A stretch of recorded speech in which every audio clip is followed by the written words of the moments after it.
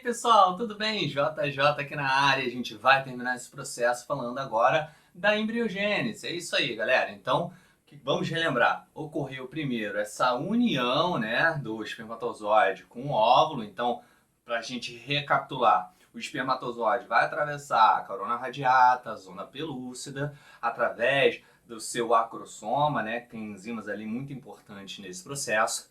Entrou, perfurou o ovócito 2. Esse ovócito 2 vai terminar a sua última divisão, se transformando em óvulo, e vai ocorrer o quê? Essa fusão dos pronúcleos, pronúcleo masculino, pronúcleo feminino. Essa fusão se chama cariogamia, singamia ou anfimixia, tá bom, galera?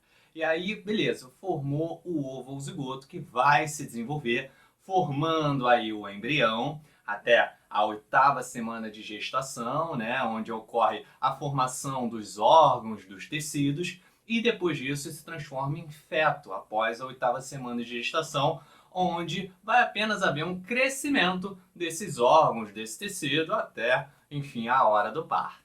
Lembrando que durante o desenvolvimento a gente pode gerar ali gêmeos. A gente tem dois tipos de gêmeos. Vamos lá. A gente tem os gêmeos monozigóticos, que são univitelinos, ou que a gente chama de gêmeos idênticos, que ocorre através de uma fecundação. Essa uma fecundação gerou ali dois embriões, e esses dois embriões ou mais, né, vão gerar gêmeos exatamente iguais, que têm o mesmo material genético. E é por isso que a gente chama isso de poliembrionia. Já os gêmeos dizigóticos, que também chamamos de bivitelinos ou fraternos, ocorre através de duas fecundações, ou seja, teve dois espermatozoides diferentes fecundando dois óvulos diferentes. Então a gente chama isso de poliovulação. Nesse caso aí, esses gêmeos não serão idênticos, não serão iguais, podem até ser parecidos, mas iguais, com o mesmo material genético, não. Inclusive podendo até ser de sexos diferentes. Afinal, enfim, ocorreu duas fecundações diferentes.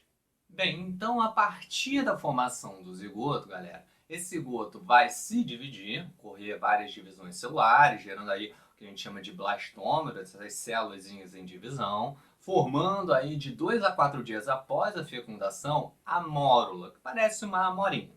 Depois disso, do 5º ao 9º dia, vai se transformar em blástula. E nessa blástula a gente tem células também que são muito parecidas entre si, né? Ocorre uma cavidade formando ali no meio, que a gente chama de blastocele, e depois essa blástula sofre uma invaginação, que a gente chama isso de gastrulação, né, pessoal? Essa invaginação formando o blastóporo, formando o arquêntero dentro, formando ectoderme na parte de fora, endoderme na parte de dentro, a gente vai ter a gástrula, que é do 10º ao 14º dia, tá bom, galera? E por fim, a gente tem a neurula. Na neurula, pessoal, a gente já tem os 3 folhetos, ectoderme, mesoderme e endoderme.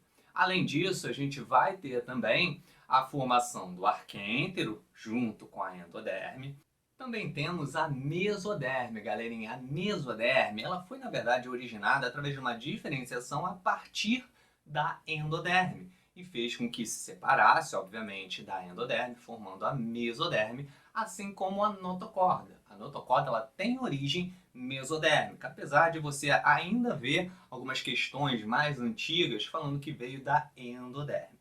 E por fim, a ectoderme, né, que é a parte mais externa, vai sofrer um processo ali que também vai gerar o tubo neural. Então a gente tem algumas coisas ali importantes. Nós temos a endoderme, que vai ter o arquêntero dentro, a mesoderme, que vai ter o celoma dentro, a notocorda, o tubo neural ou placa neural, e a gente tem a ectoderme envolvendo isso tudo. E durante esse processo evolutivo dos seres do reino animal, claro, nessa parte embriológica, a gente tem, por exemplo, os poríferos, que vão iniciar o seu processo embrionário e terminar apenas em blasto. Tanto que os poríferos não têm órgãos verdadeiros. Já os quinidários, eles já sofrem um processo de gastrulação, já tem ectoderme, endoderme, a gente considera isso como diblásticos. E por fim, de plateumintos em diante, a gente vai ter os triblásticos, que vão ter ectoderme, mesoderme e endoderme. Agora, vamos lá. Os plateumintos, eles não têm celoma. Então, por isso a gente chama de triblásticos acelomados. Eles não têm celoma, são achatadinhos, não tem nenhuma estrutura para expansão, já que o celoma permite isso. Já os nemateumintos, eles têm o que a gente chama de pseudoceloma. Afinal, essa cavidade celomática, ela não está inteiramente dentro do mesoderma.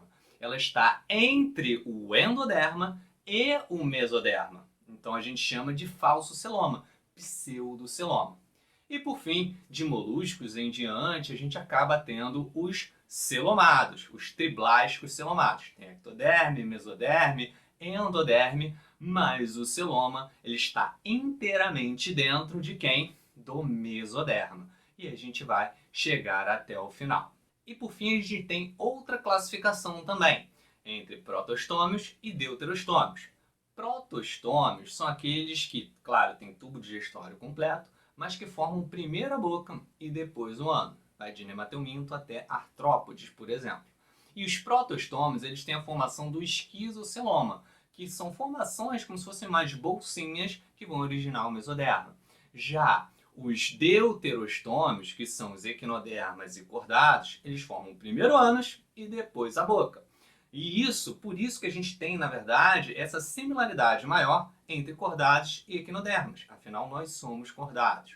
E como é que se forma esse mesoderma? Se forma através de uma evaginação do endoderma. Claro, tem uma especializaçãozinha e vai fazer com que haja essa evaginação, gerando assim o mesoderma. Só que ambos, lembrando, ambos têm um celoma dentro. Então, ambos são os famosos celomados. E apenas um adendo para a gente terminar esse processo. A gente tem a blástula humana, que na verdade tem uma certa diferença. Afinal, a gente chama isso de blastocisto. Por quê? Vai se dividir em trofoblasto, que é a parte mais externa, que vai formar aí os anexos embrionários, a placenta, por exemplo, e a gente tem o embrioblasto. O embrioblasto é quem vai formar as células que vão formar efetivamente o embrião. Lembrando que o trofoblasto ele vai acabar se dividindo, esse enciciotrofoblasto, citotrofoblasto. O embrioblasto também vai se dividir em epiblasto, hipoblasto, mas enfim, isso daí já é um pouquinho mais específico e não costuma cair bastante em vestibular. O meu foco aqui é lembrá-los fazendo aquela revisão rápida do vestibular. E é isso, pessoal. Espero que vocês tenham gostado. Eu vou fazer um outro vídeo aqui falando de folhetos e anexos embrionários, rapidinho, só para você dar aquela lembrada. E eu vou ficando por aqui. Se você gostou, dá aquele like, comenta aqui embaixo, qualquer coisa. Pô, acaba compartilhando isso daí com os amigos, acaba se inscrevendo no canal, que é muito importante para mim. Beleza, galera? Um beijo para vocês e tchau, tchau.